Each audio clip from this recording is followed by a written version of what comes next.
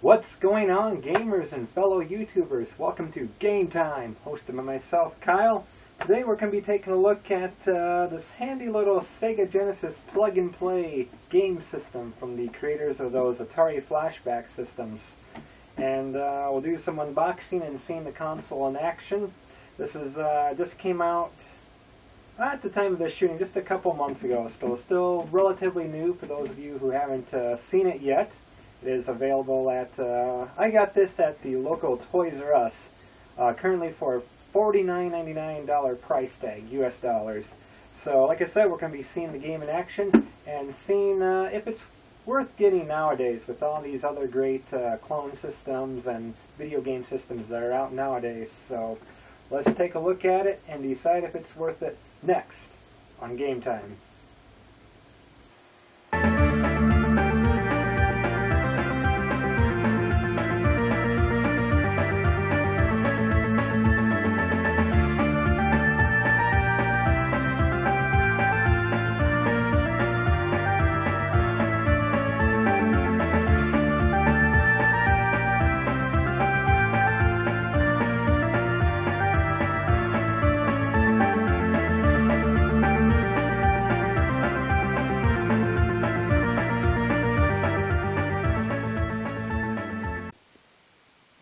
Okay, everybody, before we take a look at the console in action, I just want to show a brief overview of what it's like. I won't bother with all the unboxing, as entertaining as some of those are here on YouTube.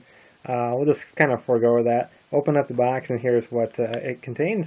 The system itself, the Genesis Model 4, as some people call it. There it is right there. We got the power and a reset button, it looks like. And it does come with, I put these in already, the power cord right there, and audio and video cables right there. Unfortunately, just mono, with no stereo sound, so we don't get the red cable, which is fine, I guess, not a huge deal. And the biggest thing about this, and this is why I got it for sure, because I have the Genesis Model 2 and the Genesis Model 3, and unfortunately, neither of them really work right now. I think it might just be the power cord itself. So what I really like about this is you can open this up and put the your old Sega Genesis cartridges in there. And we'll give one a go here in just a moment. We'll see. This game, of course, does have 80 built-in games, 40 of which are actual Sega Genesis games, and 40 of which are what some people call homebrew or just homemade games, arcade games, something you would see like on iOS or Android devices. They're hit or miss. There's a few gems in there, but it's kind of a hit or miss. Not a lot of them are really great. And last but not least, the controllers themselves, a little bit smaller than the original Genesis controllers, but I definitely like the feel of them. They got the D-pad's kind of funky there. You got the A, B, C, as well as the extra XYZ buttons here. It is wireless, but you can also put batteries and no chargers. So AAA, 2 AAA batteries will do for each controller. You got the start and menu on here. So when you're in the middle of the game, you can just hit the menu. Sort of resets the system, and you can choose which games you want to play again. So let's take a look at what games are on this Genesis flashback, if you will, by AT Games, and we'll see it in action. Alright, gamers, let's see the this is the Sega Genesis flashback in action. We'll turn on the power, and right away we get the AT Games logo, and here we go, right off the bat we're playing. I'm using the wireless Sega Genesis controller. I did forget to mention very quickly here on top of the controller, you can't see it here in the dark, of course, but it does give you a chance, an option to do player 1 or player 2. There's a little P1, P2 switch, so you don't have to reconfigure the controllers every time. You can just switch who wants to be player 1 and player 2. So, alright, so right off the bat, the 40 games, so we get some notable ones here on the Genesis Model 4.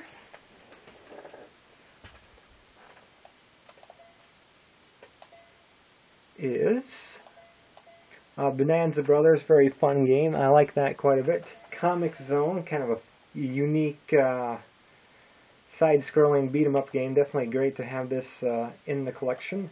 We scroll up and down page 2 here. The Echo Games, Echo the Dolphin, everyone likes him. Internal Champions, kind of a I shouldn't say fun fighting game, but it's a unique fighting game, very Street Fighter-like, uses the same controllers. Game Ground was one I wasn't familiar with. I have a Sega Genesis collection game on my PS3. I was playing this one actually just the other night, and sort of a hidden gem. I never heard of it before I played it. Actually ended up kind of liking it. Definitely a fun arcade game. Golden Axe, both 1, 2, and 3 is on here, and that's pretty good. Shinobi, of course. I got sort of the Sonic version of a Tetris clone. Dr. Robotnik's Mean Bean Machine. Red Star, sort of a fun platform. I use the term fun loosely. It's a little weird. It's unique, though. I do like it because it's unique, but not one of the best games on here. Here's the Sonic 3D Blast and Sonic and Knuckles. Love playing as Knuckles any chance I get. He's always much cooler than Sonic. Sorry, Sonic fans. Sonic Spinball, of course. Great pinball game. Sonic the Hedgehog 1 and 2. No 3, though. A little upset. I really like 3, but no 3. Streets of Rage, definitely my favorite Sega Genesis games. I love this series quite a bit. Glad to see Streets of Rage 1, 2, and 3 on here. That's awesome. That is awesome. And we finish up with the Vector Man series. I love these games. I actually have the cartridges themselves for both games. Very fun. Sort of like Sega's Mega Man, if you will. Very Mega Man-like. And Virtual Fighter 2, so another fun fighting game on here. As you can see, nothing wrong with my screen. I have a nice wide high-def screen. The visuals are a little fuzzy. I guess it's fine. It's not a huge deal. Might be better played on just a normal standard def screen, I think, is ideal for these games. And we'll just kind of go through here. Here we got air hockey. These are some of the homebrew games, or whatever you want to call them. Sort of a Chinese checkers here. Chess, that's kind of a fun one. Hexagons, yeah, a lot of flash memory. Cross the Road, pretty much a Frogger type game. Actually, it's more in common with Freeway. If you ever played the Atari 2600 game Freeway, where you literally have a chicken crossing the road. Actually plays more like that. Page 3 here, just some more memory games. Mahjong, that's a neat addition. Let's see, Mr. Balls. Oh, that definitely sounds fun. It's kind of a lame one, though. I'm very sad by that. And Treasure Hunt sounded pretty fun, but I don't necessarily get it, I guess. Snake, if you ever played those old Snake games, maybe on your mobile device or calculator. Yeah, it's pretty much like that. Panic Lift was unique, kind of a fun. People get in the elevator and say what floor they get off on, and you go up and down and have to stop at that certain floor.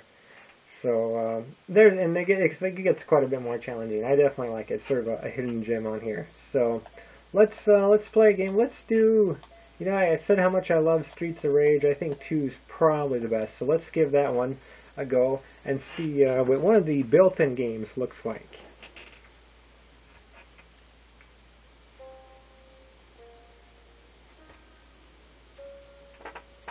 Very nice. Very nice. Alright, let's play. One player. Oh, all these great characters. Actually, just for the fun time being, will be Blaze. She does have the nicest legs in the group. I remember her. She has a very nice jump kick. Yeah, I really like that. That's very useful.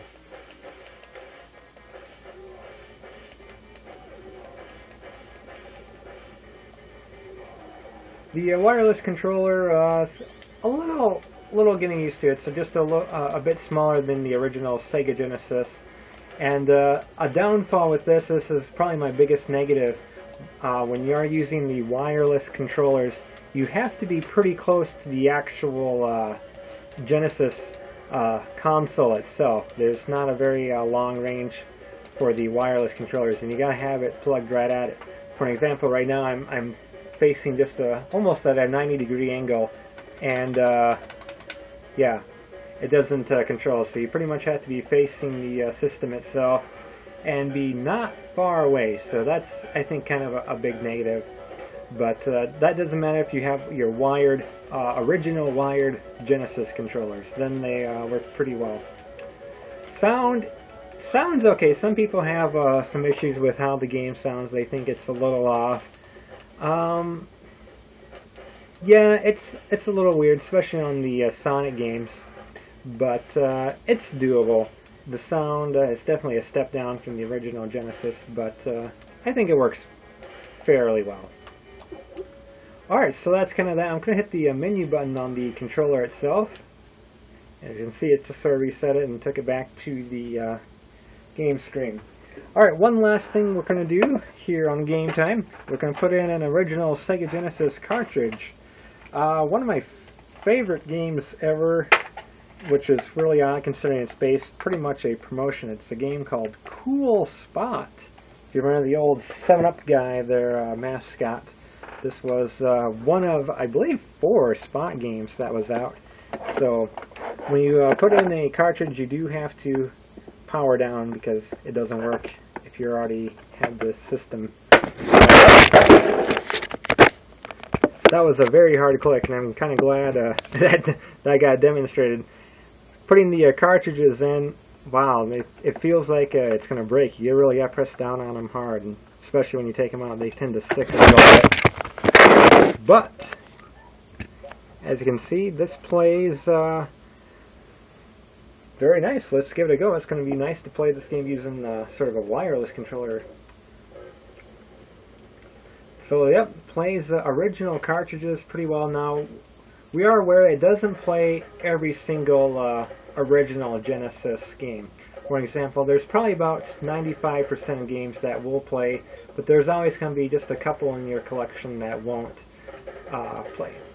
So far, all the ones that I have put in, they play. All the cartridges that I have play. So, but there might be a few out there that don't.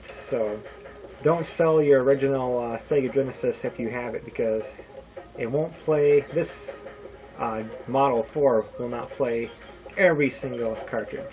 Not sure why that is. I'm sure there's some technical aspect of it, but it's pretty minor because all mine work so far. So I'm not too concerned. Ooh. So, alright, there it is. Final thoughts on the console itself. I like it. I think it's well worth $49.99. It's basically a brand new Sega Genesis. It works great. I like it. Plays, like I said, probably about 95% of all the original Sega Genesis games. The wireless controllers feel very fun. It's a loose D-pad. I like it. The 40 built-in Genesis games, I think it's a great collection. It is missing a few gems, but the games that they have on there are well worth it, and you're paying $50 for the system, and you're getting 80 games, 40 of which are real games. I think it's a great deal. So, yeah, I think if you definitely see it, like I said, I got mine at a local Toys R Us just recently for $49.99 US. I think it's a good investment, especially for a lot of you hardcore Sega Genesis fans. I think it's a great deal. If you kind of want to, haven't played the Sega in a long time, if this feels like it's bringing back a lot of your memories growing up back in the day, geez, 20 years ago, definitely this system is for you. I never had this Genesis growing up. I just even got my Sega Genesis just a few years ago myself, so this is very nice to have. I think it's a great addition to the collection. So thank you everyone for watching GameTime. Yeah, definitely leave a comment and subscribe if you like. Join in the conversation. We also have a Facebook page, and I'll provide a link in the description on this video where you can join the Facebook group page and join the conversation there, talking about some of our favorite games. So thank you everybody for watching. This is Kyle. Take care everybody. Stay classic.